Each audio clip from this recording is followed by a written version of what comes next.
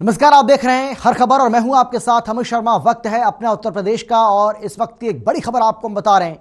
बड़ी जानकारी आपको हम दे रहे हैं इस वक्त की, और इस बड़ी खबर के साथ ही बुलेटिन की शुरुआत कर रहे हैं। 85 उम्मीदवारों की एक और सूची जारी कर दी है बीजेपी ने, और बीजेपी ने अपनी ये तीसरी सूची जारी की है। 85 उम्मीदवारों के नाम का ऐलान इस सूची में बीजेपी की ओर से किया गया है। तो ये बड़ी जानकारी आपको हम दे रहे हैं, इस वक्त की बड़ी खबर आपको हम बता रहे हैं। लखनऊ से आ रही है। बीजेपी ने अपनी तीसरी सूची को जारी कर दिया है और इसमें 85 उम्मीदवारों के नाम का ऐलान किया गया है। ये बड़ी जानकारी लगातार आपको हम दे रहे हैं। बीजेपी ने अपनी तीसरी लिस्ट जारी कर दी है यूपी चुनाव के मद्देनजर। ये अहम जानकारी यूपी बीजेपी की ओर से 85 उम्मीदवारों की लिस्ट और जारी की गई है, जिसमें 80 से ज्यादा नामों को शामिल किया गया है। 85 उम्मीदवार कुल जो इस तीसरी सूची में बीजेपी की ओर से शामिल किए गए हैं। इससे पहले आपको हम बता दें कि पहली और दूसरी सूची बीजेपी की ओर से जारी कर दी गई थी, और इसके बाद अब ये तीसरी सूची का ऐलान बीजेपी ने किया है, जिसमें 85 उम्मीदवारों को शामिल किया गया है। बीजेपी की ओर से लगातार ये दावा किया जा रहा है कि एक बार फिर से वो सत्ता पर काबिज होगी, और इसी कड़ी में एक के बाद एक तमाम उम्मीदवारों के नाम का ऐलान बीजेपी की ओर से किया जा रहा है। अब तीसरी सूची भी सामने आ चुकी है, जिसमें 85 उम्मीदवारों का नाम शामिल है। उत्तर प्रदेश विधानसभा चुनाव के आम आदमी पार्टी ने प्रत्याशियों की तीसरी सूची जारी कर दी है, और इस तीसरी सूची में 33 प्रत्याशियों के नाम हैं। आपके सांसद और यूपी प्रभारी संजय सिंह ने लखनऊ के गोमती नगर स्थित कार्यालय पर इस सूची को जारी किया। प्रत्याशियों की लिस्ट में एक पूर्व आईएएस, 2 पीएचडी, 9 पोस्ट ग्रेजुएट और 13 ग्रेजुएट शामिल हैं। वहीं राष्ट्रीय अनुसूचित जाति आयोग के एक पूर्व सदस्य को भी इसमें प्रत्याशी बनाया गया है। इससे पहले दूसरी में 20 प्रत्याशी और पहली लिस्ट में 150 प्रत्याशियों के नामों को शामिल किया गया था।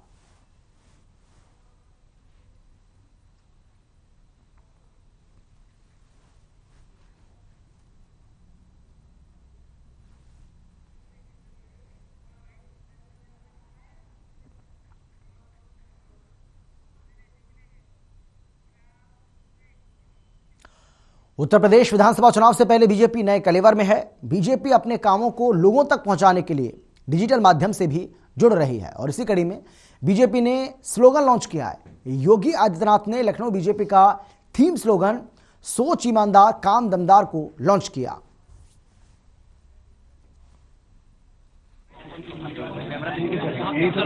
के अंतर्गत अकेले इस वर्ष कोरोना कालखंड के बावजूद 55 लाख मीट्रिक टन धान का क्रय सीधे किसानों से करते हुए 10,000 करोड़ रुपए का भुगतान किसानों के खाते में करने का कार्य भी यह डबल इंजन की भारतीय जनता पार्टी की सरकार कर चुकी है।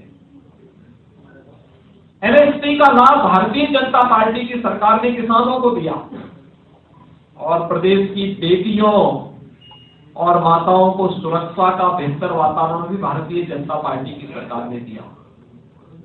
और जो माफिया सत्ता का शागिर्द बन करके गरीबों का, व्यापारियों का, संभ्रांत नागरिकों का जीना हराम करते थे, बहन और बेटियों के लिए जिनके बाहर यानी जिन माफियाओं के कारण बाहर नहीं निकल पाती थी, उन माफियाओं के घरों पर, उनकी अनैतिक और अवैध कमाई पर बुलडोजर चलाने का काम भी सरकार ने किया है, डबल इंजन की सरकार ने किया है। कोई राजनीतिक दल सड़क पर नहीं दिखाई दिया।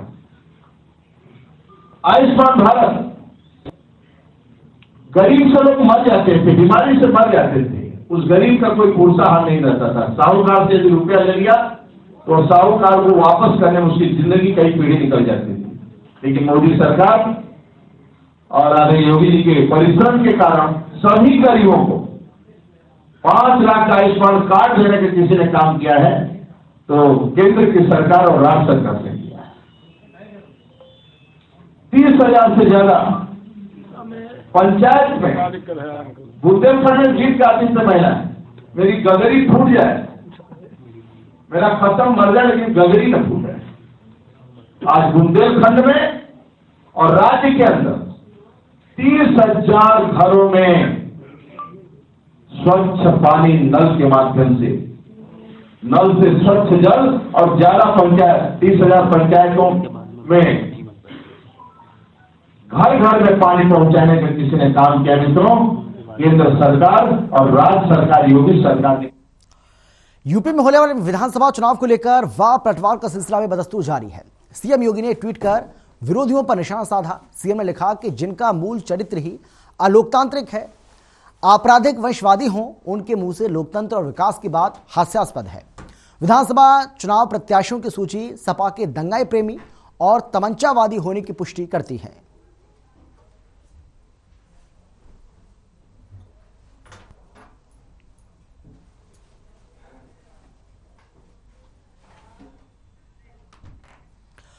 मुख्यमंत्री योगी आदित्यनाथ ने एमएसएमई उद्यमियों के साथ संवाद किया। इस दौरान सीएम ने प्रदेश में विकास और एयर कनेक्टिविटी पर चर्चा की।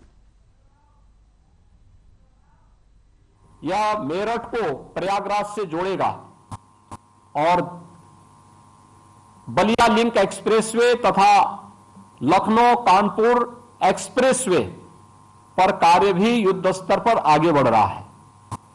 ये 7 नए एक्सप्रेसवे के साथ साथ उत्तर प्रदेश ने अपनी सभी इंटर स्टेट कनेक्टिविटी को 4 लेन के साथ जोड़ने का कार्य किया है।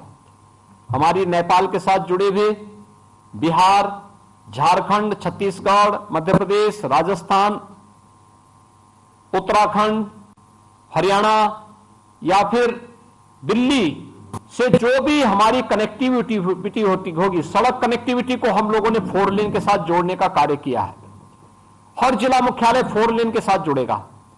हर तहसील मुख्यालय और विकासखंड मुख्यालय भी 2 लेन के साथ जुड़ेगी। प्रदेश के अंदर एक बेहतरीन कनेक्टिविटी देने के साथ ही हम लोगों ने मेट्रो की सुविधा भी प्रदेश के अंदर दी है। मुझे याद है 2017 के पहले गाजियाबाद के कुछ हिस्सों में और नोएडा में भी थोड़ी बहुत मेट्रो की सुविधा थी, लेकिन आज प्रदेश के अंदर गाजियाबाद में इसका विस्तार किया गया है, नोएडा, ग्रेटर नोएडा में विस्तार किया गया है, लखनऊ में, कानपुर में नई मेट्रो का संचालन हो चुका है, आगरा में मेट्रो पर तेजी के साथ कार्य चल रहा है। प्रदेश के अंदर एयर कनेक्टिविटी को भी और बेहतर करने का कार्य किया गया है। देश की पहली रैपिड रेल दिल्ली मेरठ के बीच में 32,000 करोड़ रुपए की लागत से युद्ध स्तर पर कार्य चल रहा है और हमारा प्रयास होगा कि नवंबर 2023 तक हम इसका संचालन करवा लें। प्रदेश के अंदर एयर कनेक्टिविटी 2017 के पहले उत्तर प्रदेश में मात्र 2 एयरपोर्ट फंक्शनल थे। आज उत्तर प्रदेश में 9 एयरपोर्ट वर्तमान में क्रियाशील हैं, जिसमें प्रदेश और देश के 75 गंतव्यों तक आसानी से वायु सेवा का आनंद लिया जा सकता है। हम लोग वर्तमान में 11 नए एयरपोर्ट पर कार्य कर रहे हैं और यही नहीं, उत्तर प्रदेश आने वाले समय में 5 इंटरनेशनल एयरपोर्ट का पहला स्टेट होगा। एशिया का सबसे बड़ा एयरपोर्ट जेवर में हम लोग बना रहे हैं। कुशीनगर का एयरपोर्ट फंक्शनल हो चुका है। अयोध्या में एक इंटरनेशनल एयरपोर्ट बन रहा है। लखनऊ और वाराणसी की एयरपोर्ट पहले से क्रियाशील है। में भी ये वही उत्तर प्रदेश है जहां की स्वास्थ्य सेवाओं को हमेशा प्रश्न खड़ा होता था। आज हम सब जानते हैं कि 1947 से 2017 तक उत्तर प्रदेश में केवल 12 गवर्नमेंट मेडिकल कॉलेज बन पाए थे। आज हम लोग उत्तर प्रदेश में 33 नए गवर्नमेंट मेडिकल कॉलेज बना रहे हैं और ये 33 में से भी हम लोग 17 तो क्रियाशील कर चुके हैं, यानी इन पर इसमें प्रवेश भी प्रारंभ हो चुके हैं। शेष पर युद्ध स्तर पर कार्य प्रारंभ हो रहा है।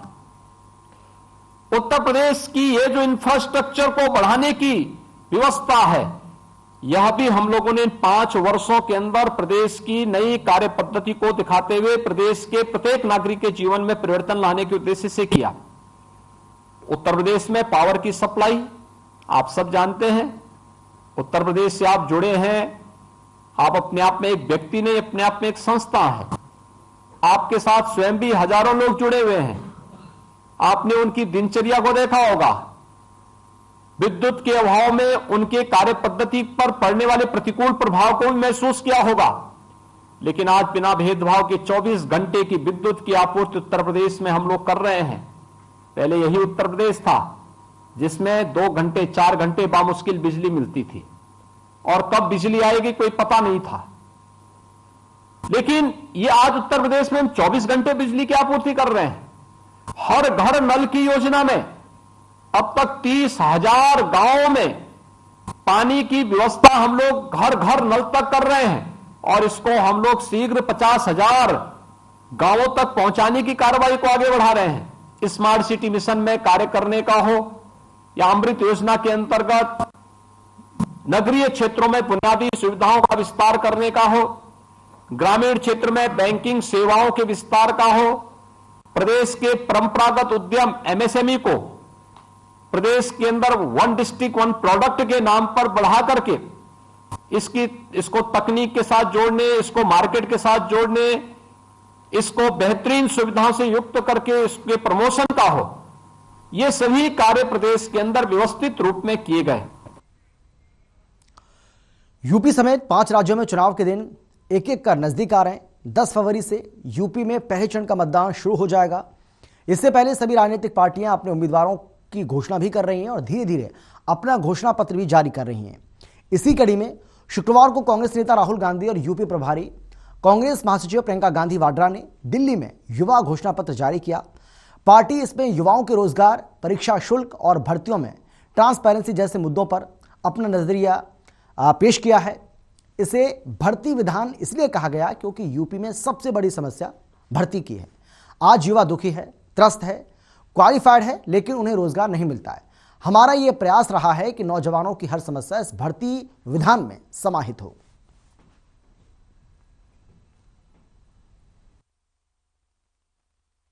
नमस्कार, आप सबका बहुत बहुत स्वागत। कांग्रेस पार्टी के जो हमारे नेता स्टेज पे हैं, साइड पे बैठे हैं, आप सबका भी बहुत बहुत स्वागत। यूपी में चुनाव है और देश की और उत्तर प्रदेश की समस्या हिंदुस्तान के हर युवा को मालूम है। कांग्रेस पार्टी आज यहां उत्तर प्रदेश का युवा मैनिफेस्टो रिलीज कर रही है। सोच ये है कि यूपी के युवा का जो भविष्य है उसके लिए कांग्रेस पार्टी के खोखले शब्द नहीं मगर एक स्ट्रेटेजी, रोजगार हम आपको कैसे दिलवाएंगे, किस प्रकार हम आपको रोजगार दिलवाएंगे। ये नहीं कि हम आपको कह दें कि भाई हम आपको 10 लाख, 20 लाख, 30 लाख, 40 लाख रोजगार देंगे, मगर कैसे देंगे, ये इस मैनिफेस्टो में हमने लिखा है। और ये मैनिफेस्टो सिर्फ कांग्रेस पार्टी की आवाज नहीं है। इस मैनिफेस्टो को बनाने के लिए कांग्रेस पार्टी ने यूपी के युवाओं से बात की है, मीटिंग्स की हैं और जो उनके विचार हैं वो हमने इस मैनिफेस्टो में डाले हैं। उत्तर प्रदेश में हर रोज, हर 24 घंटे तकरीबन 880 युवा रोजगार खोते हैं। बीजेपी के पिछले 5 सालों में तकरीबन 16 लाख युवाओं ने रोजगार खोया है। आपको याद होगा प्रधानमंत्री ने कहा कि हम आपको 2 करोड़ साल के रोजगार देंगे। सच्चाई पूरे देश को दिख रही है। क्यों हो रहा है? क्योंकि देश का पूरा धन 2-3 बड़े उद्योगपतियों के हाथ दिया जा रहा है। यूपी में चुनाव है और यूपी के युवाओं को एक नए विजन की जरूरत है और कांग्रेस पार्टी, सिर्फ कांग्रेस पार्टी उत्तर प्रदेश को यह विजन दे सकती है। हम नफरत नहीं फैलाते हैं, हम लोगों को जोड़ने का काम करते हैं और जो युवाओं में कॉन्फिडेंस है, जो युवाओं में शक्ति है, उस शक्ति के साथ हम एक नया उत्तर प्रदेश बनाना चाहते हैं। तो ये हमारा लक्ष्य है। मैं यूपी की टीम को, प्रियंका जी को, मोना जी को, लल्लू जी को और हमारे बाकी जो कार्यकर्ता हैं और जो नेता, उनको दिल से धन्यवाद करना चाहता हूं कि आप पूरे दम से लड़ाई लड़ रहे हैं, विचारधारा की लड़ाई लड़ रहे हैं और आप उत्तर प्रदेश की भविष्य की लड़ाई लड़ रहे हैं। धन्यवाद। जैसे राहुल जी ने कहा, ये जो भर्ती विधान है, इसको बनाने के लिए हमारे नेताओं ने, हमारे कार्यकर्ताओं ने उत्तर प्रदेश के जिले जिले में युवाओं से बात की, उनसे समझने की कोशिश की कि आपकी सबसे बड़ी समस्याएं क्या हैं, आपके दुख क्या हैं, किस तरह से हम आपके लिए एक उज्जवल भविष्य बना सकते हैं। उन्हीं चर्चाओं में से निकला हुआ जो सार था, जो मुद्दे थे, वो इस भर्ती विधान में है। इसे भर्ती विधान इसलिए कहलाया गया क्योंकि सबसे बड़ी समस्या भर्ती की ही है उत्तर प्रदेश में। जहां जहां हम गए हैं, जिन नौजवानों से बात की है, उनकी पीड़ा बाहर आई है। उन्होंने, वो दुखी हैं, त्रस्त हैं, क्वालिफाइड हैं, नौकरियां नहीं मिलती, बड़ी बड़ी घोषणाएं होती हैं, रोजगार नहीं दिए जाते। कोई कहता है 25 लाख नौकरियां दिलवाएंगे, कोई कहता है 20 लाख, लेकिन उनको कभी ये नहीं समझाया जाता कि ये कैसे होगा, किस तरह से ये रोजगार आपके लिए बनाए जाएंगे। हमारा ये प्रयास रहा है कि जो नौजवानों की समस्याएं हैं, वो सब इसी भर्ती विधान में उनको सुलझाने का एक हमने खाका तैयार किया है। तो इसमें जिस तरह से, मैं इसके कुछ डिटेल्स आपको अब दूंगी, जिस तरह से रोजगार की समस्या है, हम कह रहे हैं, कांग्रेस पार्टी ने घोषणा की है कि हम 20 लाख रोजगार दिलवाएंगे, जिसमें से 8 लाख रोजगार जो आरक्षण के प्रावधान है उनके तहत ही महिलाओं को भी मिलेंगे। अब ये कैसे मिलेंगे, ये हमने यहाँ कहा है। हमें मालूम है कि रोजगार के विषय में और खास तौर से भर्ती के विषय में जो परीक्षाएं होती हैं, उनका जो तरीका है, जिस तरह से उनको किया जा रहा है, जितने घोटाले हैं, जिस तरह से पेपर लीक किए जाते हैं, जिस तरह से परीक्षा देने के बाद वो परीक्षा रद्द की जाती है, इससे बहुत ही पीड़ा है नौजवानों में। इसीलिए एक पूरा सेक्शन इस भर्ती विधान में हमने डेडिकेट किया है, इसलिए कि किस तरह से ये परीक्षाएं जो हैं, इनमें जो समस्याएं आ रही हैं, जो घोटाले होने, इनको दूर हम किस तरह से करेंगे। ऐसा जो टूट गया है नौजवानों का सरकार में और इस बात में कि उनको रोजगार मिलेगा, उसको हम किस तरह से अब दोबारा निभा पाए। इस विधान में भविष्य निर्माण के लिए, कि अगर कोई युवा अपना बिजनेस शुरू करना चाहता है, छोटा मोटा काम करना चाहता है, उसका कोई हुनर है, उसको कैसे हम बढ़ावा दें, उसको कैसे हम मदद करें, उसका समर्थन कैसे करें, वो भी इसमें एक अलग सेक्शन में है। एक और सेक्शन है भागीदारी। आपको मालूम होगा कि कुछ सालों से उत्तर प्रदेश के विश्वविद्यालय में चुनाव नहीं होते और पूरी तरह से जो भागीदारी है युवाओं की, वो नहीं हो रही है। तो इन सब को बातों को एड्रेस करते हुए ये सेक्शन है। और एक आखिरी सेक्शन है जिसमें भलाई की बात की है, जिसमें हमने जो नौजवानों की स्वास्थ्य की समस्याएं हैं और जो रिक्रिएशन की समस्याएं हैं, उनको हमने एड्रेस किया है। यूपी में होने वाले विधानसभा चुनाव से पहले सियासी सरगर्मियां भी तेज होने लगी हैं। एक तरफ तो समाजवादी पार्टी के संस्थापक मुलायम सिंह यादव की छोटी बहू अपर्णा यादव ने बीजेपी का दामन थाम लिया है, तो दूसरी तरफ लखनऊ आने पर ससुर मुलायम सिंह यादव का आशीर्वाद भी लिया और जैसे ये तस्वीर सामने आई, तेजी से वायरल भी हो गई।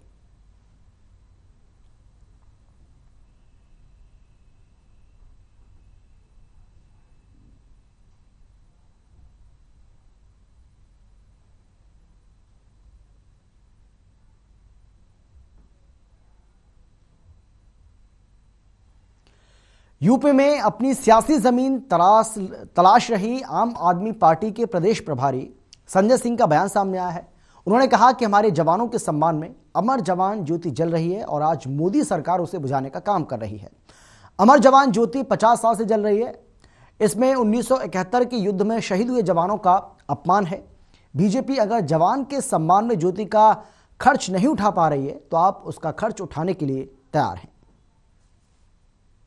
मैं चाहता हूं कि अगर आप जवानों की स्मृति में, उनकी याद में एक ज्योति जलाने का खर्चा नहीं उठा सकते तो आपको प्रधानमंत्री के पद पर रहने का अधिकार नहीं है। आम आदमी पार्टी आज कह रही है अगर आप उसका खर्च नहीं उठा पा रहे हैं तो आम आदमी पार्टी उसका खर्च उठाने के लिए तैयार है। हम लोग उसका खर्च वर्षों वर्षों तक, जब तक जीवित रहेंगे, उठाने के लिए तैयार हैं। लेकिन जवानों की स्मृति में, उनकी याद में जलने वाली अमर जवान ज्योति बुझनी नहीं चाहिए। भदोही जिले से ज्ञानपुर विधायक विजय मिश्रा और उसके पुत्र विष्णु मिश्रा के ऊपर एक युवती ने दुष्कर्म, फर्जी मुकदमे में फंसाने और जान से मारने की धमकी देने के आरोप लगाए। आपको बता दें कि विजय मिश्रा निषाद पार्टी से विधायक हैं। पीड़िता ने प्रेस कॉन्फ्रेंस कर शासन प्रशासन से न्याय की गुहार लगाई है। वहीं सभी राजनीतिक पार्टियों से अनुरोध भी किया कि ऐसे भ्रष्ट इंसान को कोई भी पार्टी टिकट ना दे। साथ ही न्याय न मिलने पर सरकार को चेतावनी देते हुए कहा है कि वो आत्मदाह कर लेगी।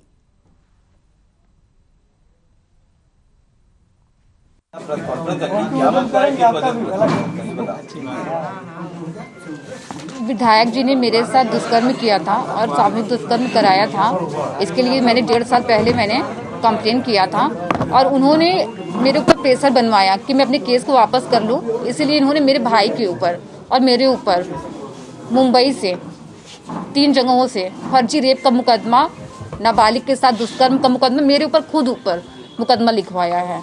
सर, ये विधायक विजय मिश्रा भदोही के निषाद पार्टी के। मैं एसएसपी के पास गई थी। मैं तो कुछ कार्रवाई हुई थी? मदद हुई आपकी? FIR हुआ है, बोले कि ठीक है कार्रवाई चल रही है, कर रहे हैं, सब आश्वासन यही मिल रहा है। अब देखो क्या होता है। आपने मुकदमा कराया, जैसे एक विधायक है उसमें 2 लोग और हैं, ठीक है, तो किसी की गिरफ्तारी हुई अभी तक? अभी गिरफ्तारी नहीं हुई है। तो अब आप क्या चाहती है? सर, मैं गिरफ्तारी चाहती हूँ कि मुझे न्याय मिले, क्योंकि सर मेरे साथ गलत हुआ और मैंने गलत किया। और इसी के साथ इस बुलेटिन में फिलहाल इतना ही। छोटे से ब्रेक के बाद फौरन लौट रहे हैं। आप देखते रहिए हर खबर।